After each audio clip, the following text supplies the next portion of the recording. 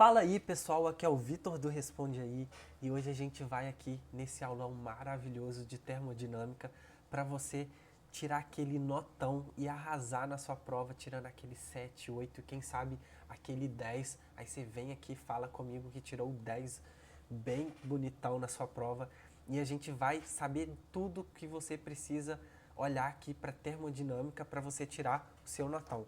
Então vem aqui comigo, dá uma olhada aqui tudo que a gente vai ver agora nesse aulão. Então a gente vai começar pela introdução de termodinâmica, dá uma olhada na temperatura, dilatação, calor e algumas propriedades. Depois a gente vem aqui e dá um pulinho para o nosso segundo módulo de gases ideais. Vamos estudar a equação de estado, transformações e também distribuição de velocidade desses gases. E aí vamos dar um pulinho aqui para a primeira lei, estudar trabalho, quantidade de trabalho, energia interna, calor específico de gás. Vamos vir para máquinas térmicas, estudamos ciclos termodinâmicos, que é muito importante, provavelmente vai cair bastante na sua prova. Refrigeradores e ciclo de Carnot, que é aquele ciclo ideal, né? Que é muito importante. Então aqui eu vou colocar até uma estrelinha aqui que você tem que prestar bastante atenção no ciclo de Carnot. E depois disso, para finalizar, a gente vem para a segunda lei da termodinâmica e a gente fecha com entropia, gás ideal e diagrama de T versus a entropia. Então vamos lá começar, pessoal, com a nossa introdução à termodinâmica.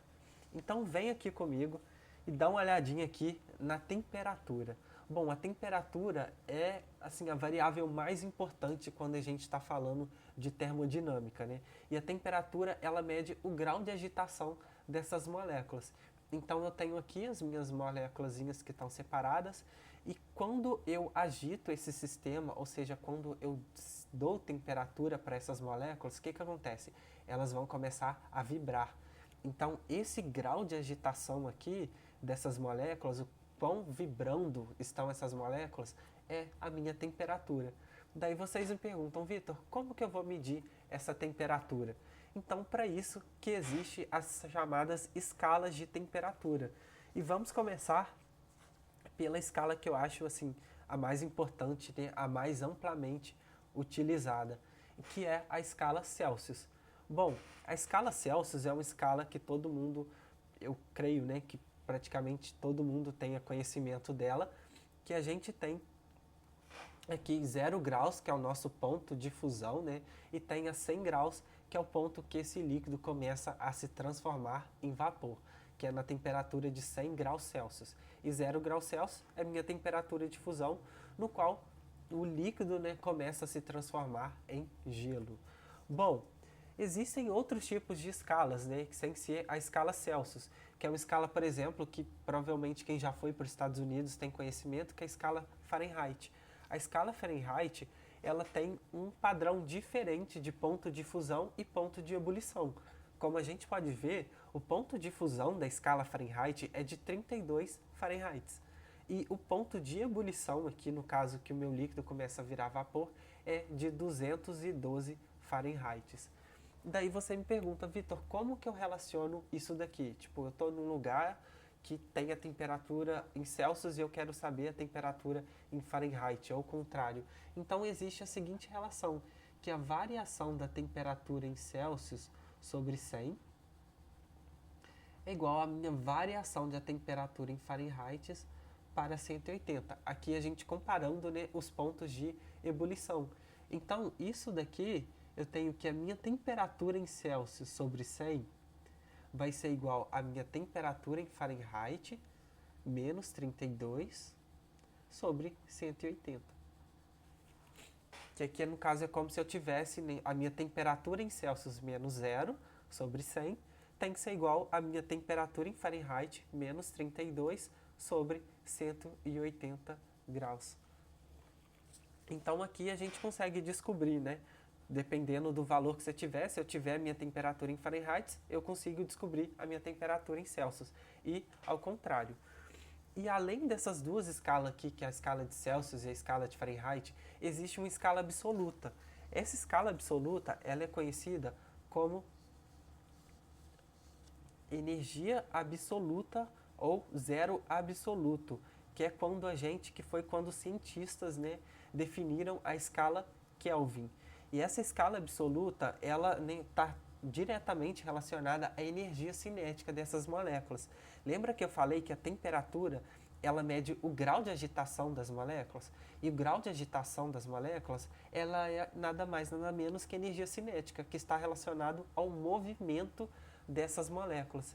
Então, quando eu falo que a minha energia cinética aqui ela é zero, ou seja, eu não tenho movimento dessas moléculas, né? Ou seja, eu posso entender que a minha temperatura é igual a zero, ou seja, as minhas moléculas estão paradas, eu não tenho nenhuma agitação dessas moléculas. Então, nessa escala absoluta, que foi conhecida como Kelvin, a menor temperatura alcançável é o nosso zero absoluto. Então, vamos dar uma olhadinha aqui na nossa temperatura em Kelvin. O nosso zero absoluto é conhecido como 200 menos, né, 273,15 graus Celsius, que é o nosso zero Kelvin. Então, vamos dar uma olhadinha aqui na escala Kelvin para a gente entender um pouquinho melhor ela. Bom, a escala Kelvin é o que a gente acabou de ver, né? A gente tem que 0 Kelvin é igual a menos 273,15 graus. Isso daqui está definida como a menor temperatura que você pode alcançar, né? No caso, na escala de graus Celsius. Então, eu tenho que a minha temperatura em Kelvin vai ser igual à minha temperatura em graus Celsius mais 273,15. Ou seja, se eu quero saber minha temperatura em Kelvin, eu tenho a temperatura em graus Celsius, eu só jogo aqui o meu valor e consigo logo descobrir a minha temperatura em Kelvin. Aqui foi a outra relação que a gente achou quando a gente tem a temperatura em Fahrenheit. Temperatura em Fahrenheit. E a gente tem essas duas relações, né? Eu sei relacionar a minha temperatura em Kelvin com a minha temperatura em Celsius e a minha temperatura em Fahrenheit com a minha temperatura em Celsius. E aí, e se tiver alguma outra escala? Como que eu faço? Então a gente vai dar uma olhadinha agora quando a gente não tem uma escala definida, né? Quando, por exemplo, eu quero criar uma unidade de temperatura. Daí como que eu faço essa relação com a temperatura em graus Celsius? Então, vamos dar uma olhadinha aqui. Por exemplo, eu tenho a minha escala X aqui, que eu acabei de inventar, que o meu ponto aqui de fusão é de 30 graus X. E eu tenho que o meu ponto de ebulição aqui é de 30 graus X, de 110 graus X, quer dizer, corrigindo, né? Então, meu ponto de fusão aqui do gelinho transformando em água, da água transformando em gelinho, de 30 graus X, e o meu ponto em que a água está tornando vapor é de 110 graus X. Tá, beleza, como que eu vou relacionar isso daqui agora? Bom, quando eu falo em escala, a primeira coisa que a gente tem que pensar é que a escala é uma relação linear. Então, assim, vamos dar uma olhadinha aqui qual a nossa escala X em relação à escala graus Celsius. Se é uma escala linear, eu posso criar o nosso gráficozinho aqui para a gente enxergar melhor isso. Então aqui eu tenho 0 graus Celsius e eu tenho o meu 100 graus Celsius. Só que o meu 0 graus aqui, ele corresponde ao 30 graus dessa escala X. Então vou colocar aqui 30. Vou escrever aqui a escala X e aqui a escala Celsius. E o meu 100 graus aqui, ele corresponde ao 110 da escala X.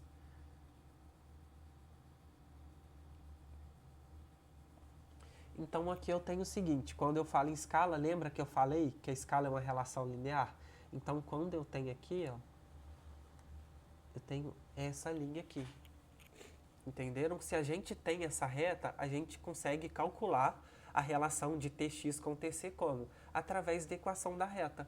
Então, pela equação da reta, a gente tem que Tx tem que ser igual a A vezes Tc mais um B. E como que a gente descobre agora esses termos, né? O A e o meu B. Então, eu, Vitor, acho mais fácil calcular o A da seguinte maneira, que é ΔY sobre ΔX. que é o meu delta aqui sobre o meu delta aqui. Então eu tenho que o meu delta y é o quê? 110 menos 30 e o meu delta x vai ser 100 menos 0. Então resolvendo essa continha, eu tenho que o meu a é igual a 4 quintos. Bom, agora que a gente já achou o a, tá faltando achar o quê? O meu b, para determinar a minha equação da reta. Então vem aqui comigo e vamos achar esse b. Bom, eu já tenho agora que a minha equação já tem essa carinha aqui, né? Tx é igual a 4 quintos de Tc mais b. E como que eu vou achar esse b? Para achar o b, a gente simplesmente pega um valor da escala aqui de Tx e substitui. Então, por exemplo, se eu tenho 30 graus x corresponde a 0 graus Celsius, então isso que eu vou fazer. Eu tenho aqui que 30 tem que ser igual a 4 quintos vezes Tc, que é 0, mais b. Eu chego que o meu valor de b vai ser igual a 30. Então aqui eu vou reescrevendo a minha equação aqui, eu tenho que Tx vai ser igual a 4 quintos vezes Tc, que é minha temperatura em graus Celsius, mais 30. Então essa daqui é minha equação para minha escala de temperatura que eu inventei Tx, né? Então aqui a gente tem que a nossa equação, quando eu tiver alguma temperatura em graus Celsius, é só substituir aqui que eu vou achar qual é a temperatura na escala que eu determinei. Agora um outro ponto importante em relação à dilatação térmica. Então quando a gente fala em temperatura, a gente logo pensa em dilatação térmica. Por quê? A dilatação térmica ela está relacionada também ao grau de agitação dessas moléculas. Então, quando eu aumento, eu tenho aqui as minhas moléculazinhas e eu cedo temperatura para elas. O que vai acontecer? Essas moléculas elas vão ficar agitadas, ou seja, elas vão começar a criar distâncias maiores entre elas. Então, é isso que eu chamo de dilatação térmica, que acontece, tá vendo aqui, ó? Essas moléculas elas tendem a se afastar uma das outras, que é o que a gente chama de dilatação. Ou seja, esse material ele tende a ficar um pouquinho maior porque essas moléculas estão um pouquinho mais distantes. Vamos ver a aplicação de dilatação nesse exemplo aqui.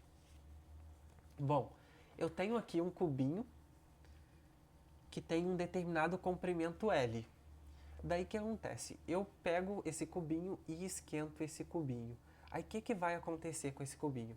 Acontece o que a gente tem a chamada dilatação linear, que eu tenho aqui um comprimento inicial L0 e quando essas moléculas ficam mais agitadas, né, elas tendem a ficar um pouquinho separadas e aí acontece esse aumento aqui da distância, né, do comprimento desse cubinho que eu tinha inicialmente. Então, a minha variação de comprimento aqui desse cubinho vai ser a seguinte: vai ser o comprimento inicial que eu tenho vezes um coeficiente aqui, que vai representar essa dilatação linear, vezes a variação de temperatura que eu tive nesse cubinho aqui, seja de metal ou de qualquer outro material, né?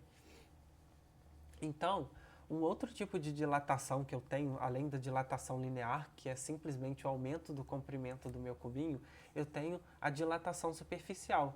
Na dilatação superficial acontece o seguinte: eu tenho um bloquinho aqui de um volume, determinado volume, determinada área a zero, quer dizer, e essa área, quando eu cedo temperatura para ela, essa área vai tentar, né, aumentar, ela vai tender a aumentar a casca, né, dessa área que eu estou falando.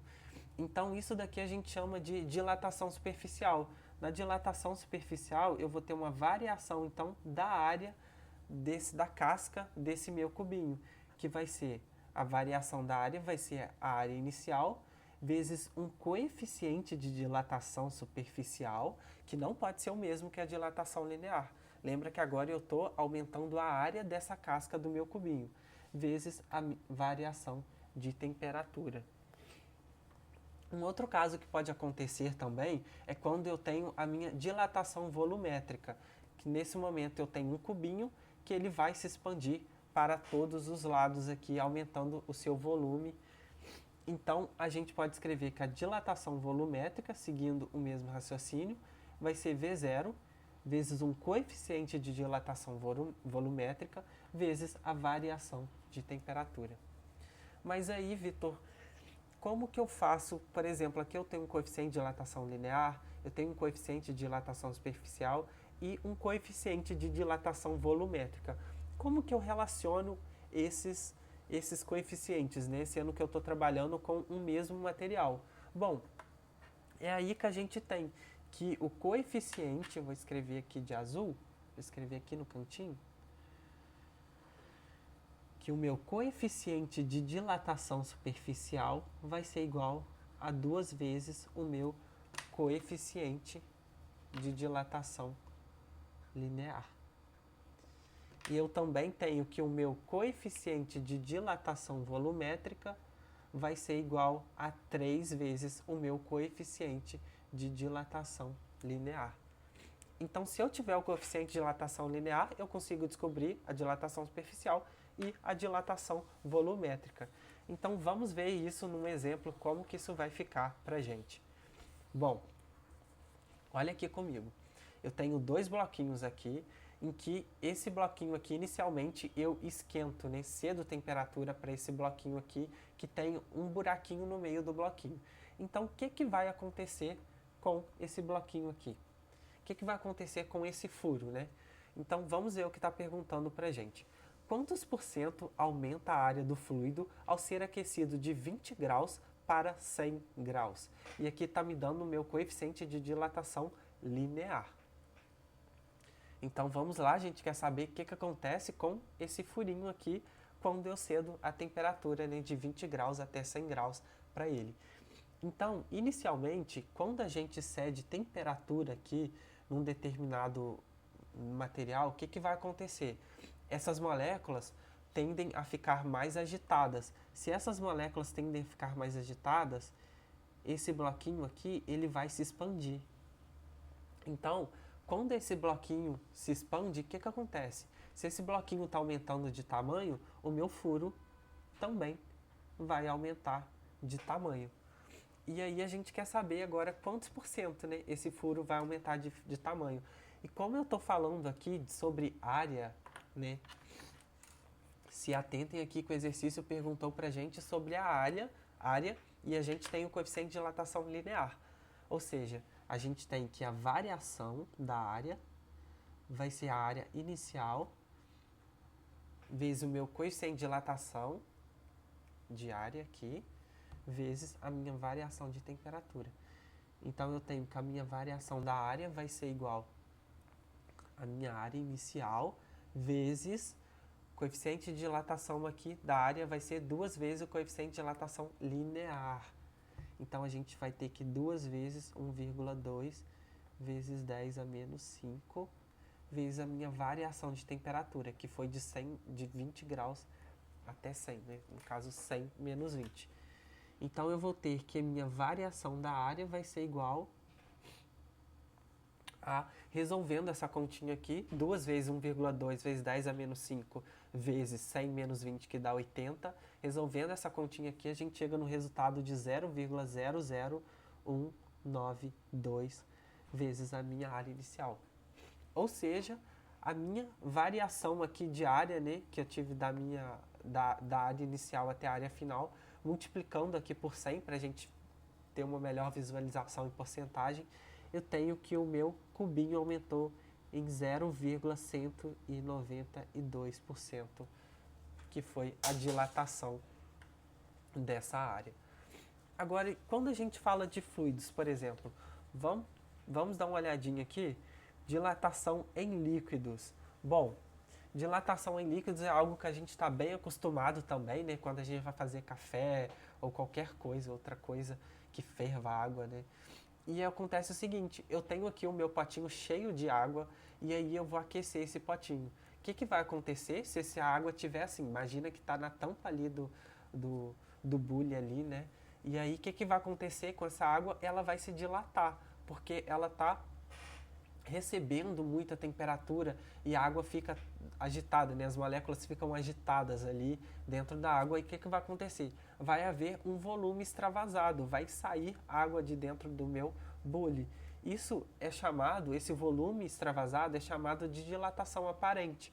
E a minha variação dessa aparente aqui de água, né, de volume de água aparente, é a minha variação do volume do líquido menos a minha variação do volume do recipiente. Por que que eu estou falando aqui de variação do volume do recipiente? Eu mostrei isso para vocês porque quando a gente aquece, né, um determinado material aqui que tenha água, esse material, no caso aqui, minha chaleira, o meu bule aqui, ele vai se dilatar também, né? Então essa água extravasada aqui não é simplesmente todo o meu volume extravasado, porque como o meu recipiente dilatou, ele passou a comportar ainda mais um pouquinho de água. Então, variação do meu volume aparente vai ser igual à minha variação do volume de líquido menos a minha variação do meu volume do meu recipiente. Então, vem aqui comigo para a gente entender isso melhor. Vamos dar uma olhadinha no calor. O calor é uma propriedade muito importante da termodinâmica. Então, quando eu tenho aqui um recipiente que está numa temperatura quente, ele encosta num recipiente que tem uma temperatura fria, o que acontece? Esse recipiente aqui, ele tende a perder calor. Por quê? A tendência desses recipientes é entrar em equilíbrio. Ou seja, o meu recipiente que está mais quente, ele vai ceder calor para o meu recipiente que está mais frio. Isso quando a gente tem uma variação de temperatura, né? Aqui considerando que o meu TQ é maior do que TF. Então, quando isso acontece, o que eu tendo a estabelecer aqui nesses dois recipientes? Um equilíbrio térmico. Então, esse recipiente aqui, ele vai ficar cedendo calor, até que esses dois recipientes, as duas temperaturas desses recipientes, entrem num equilíbrio térmico. Isso acontece, por exemplo, nesses exemplos que a gente tem aqui, ó. Imagina aqui que eu tenho um cubo de gelo, né, que ele está aqui a menos 10 graus Celsius e ele vai para 0 graus Celsius. Bom, seguindo aqui esse cubo de gelo, quando ele atinge 0 graus Celsius, o que vai começar a acontecer com ele? Ele vai começar a virar água, ele vai começar a ficar líquido, né, quando ele atinge 0 graus Celsius. Então, depois que esse cubo de gelo aqui sai de 0 graus Celsius e vai para a temperatura ambiente, que geralmente a gente considera como 25 graus, ele fica todo na forma líquida, né? Que aqui ele tem esse processo aqui de transformação de gelo em líquido somente quando ele está a 0 graus Celsius. Então, a gente tem aqui basicamente 3 fases, 1, 2 e 3, definindo esse processo aqui, né? Quando ele está totalmente no estado sólido, quando ele há uma transformação, né? uma transformação aqui do estado sólido para o estado líquido, e quando ele está todo no estado líquido. Entanto, a gente chama isso daqui de primeira, segunda e terceira fase. Na primeira fase, tem o que a gente chama de calor sensível.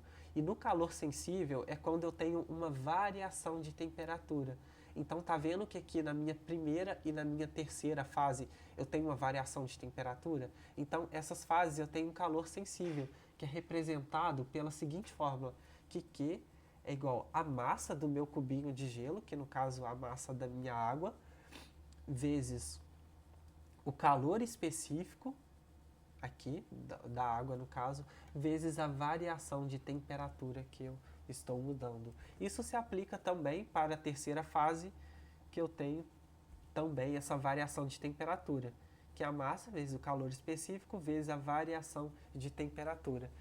E nessa segunda fase, o que eu faço? Porque aqui eu não tá vendo mudança de temperatura, e sim mudança de estado, né, da água, do sólido para o líquido. Nessa segunda fase é o que a gente chama de calor latente. Quando tem o calor latente, ele é representado pela seguinte fórmula, que vai ser igual a massa vezes esse meu calor latente do material que eu estou trabalhando, que nesse caso é a água. Então, para a gente entender melhor cada uma dessas fases, vamos dar uma olhadinha nesse gráfico aqui que está mais representativo, né, para a gente. Então, por exemplo, na água, a gente está lá, né? A água começou a menos 10 graus, né? Então, o que acontece? Quando menos 10 graus, eu tenho uma variação de temperatura aqui até 0 graus, que é o meu calor sensível, né? E aí, quando a água chega a 0 graus, o que acontece? Ela mantém essa temperatura, porém há uma mudança de estado da água. Aqui eu vou colocar o calor sensível, que é o nosso calor latente. Está mantendo a mesma temperatura e com mudança no estado da água. Porém, quando o gelo se transforma todo em água e ele ainda está sendo aquecido, há o nosso calor sensível novamente, porque está havendo mudança de temperatura ao longo do tempo. Então, numa troca de calor aqui, a gente está tendo uma troca de energia, né? Entre esse componente aqui, entre a água, no caso, o nosso cubo de gelo, e o sistema, no caso, que é o ambiente que ele está sendo submetido. Então, esse calor aqui, ele se transforma em energia, e essa energia, ela se transforma em calor consequentemente. Então, eu tenho que aqui, que por exemplo, quando eu tenho uma temperatura fria e uma temperatura quente, há uma troca entre esses dois sistemas. E eu posso dizer que a minha quantidade de calor, devido a essa conservação de energia, vai ser igual a zero. Ou seja, a soma de todos os meus calores envolvidos aqui tem que ser igual a zero. Porque um cede para o outro, entendeu? Se eu estou na temperatura quente, eu estou cedendo calor para o meu recipiente que está na temperatura fria, ou seja, um está perdendo, mas o outro está ganhando. Então, a soma disso tudo no final, da quantidade de calor desse processo no final, tem que ser igual a zero. Então, vamos aqui nesse exemplo. Bom, eu tenho aqui um recipiente inicialmente, né, um copinho aqui que está com água a 20 graus Celsius. Daí, eu pego aqui e jogo um cubinho de gelo que está a menos 10 graus Celsius. E aqui eu tenho o nosso recipiente, que é a massa de água que está aqui nesse recipiente de 200 gramas. Tenho o meu calor específico da água, que é de 1 caloria por grama, por grau Celsius. E eu tenho os nossos dados aqui em relação ao cubo de gelo, que é de 10 gramas, calor específico de 0,8 calorias por grama por grau Celsius. E aqui o meu coeficiente aqui latente, né, de calor latente, que é de 80 calorias por gramas. E aí me pergunta, qual a temperatura final desse meu copinho aqui de água, sendo que eu joguei esse gelo? Então, inicialmente a gente tem que pensar separado os processos, né? Então vamos lá, para a água, que é o meu copinho aqui que eu tenho o seguinte, que a quantidade de calor que está envolvida aqui é a massa de água, vezes o calor específico da água, vezes a variação de temperatura que eu vou ter, que ela está inicialmente a 20 graus, mas eu não sei qual a temperatura final que vai estar a água depois que eu colocar o meu copinho de gelo, o meu cubinho de gelo. E aqui em relação ao gelo. Em relação ao gelo, eu tenho o seguinte sistema. Eu tenho que o gelo vai primeiro de menos 10 graus, né, até 0 graus. Daí o gelo, o que vai acontecer? Vai sofrer o calor latente, que está em 0 graus, e depois do calor latente ele vai até uma determinada temperatura, que é a temperatura que eu quero achar. E isso matematicamente fica da seguinte forma, a quantidade de calor do gelo vai ser o quê? A massa desse gelo, vezes o calor específico desse gelo, vezes a minha variação de temperatura, que é de 10 até menos 10, né? Que é a minha temperatura inicial e a minha temperatura final, que eu vou ter o gelo. Mais, em relação ao calor latente, que é o quê? A massa do gelo vezes o coeficiente aqui, quer dizer, a massa do gelo, vezes o calor específico da água, que aquele já está no estado líquido, vezes a temperatura final que eu tenho, menos a temperatura inicial. Bom, isso tudo aqui eu tenho que o quê? Que o meu Q da água mais o Q do gelo tem que ser igual a zero, que é o que a gente acabou de ver aqui agorinha.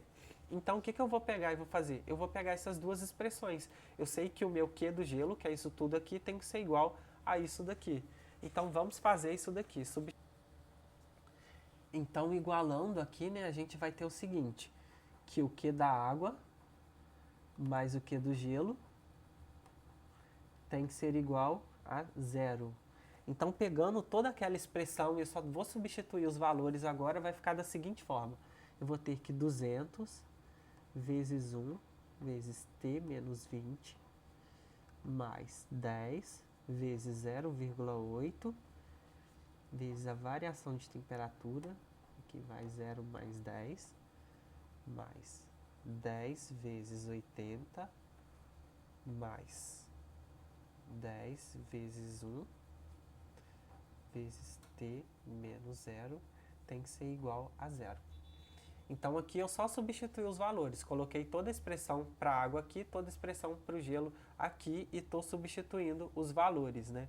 Então resolvendo essa expressão aqui, eu vou chegar que 210T é igual a 3.120. Ou seja, a minha temperatura final do copinho vai ser de 14,86 graus Celsius. Então, essa daqui é minha temperatura final do copinho.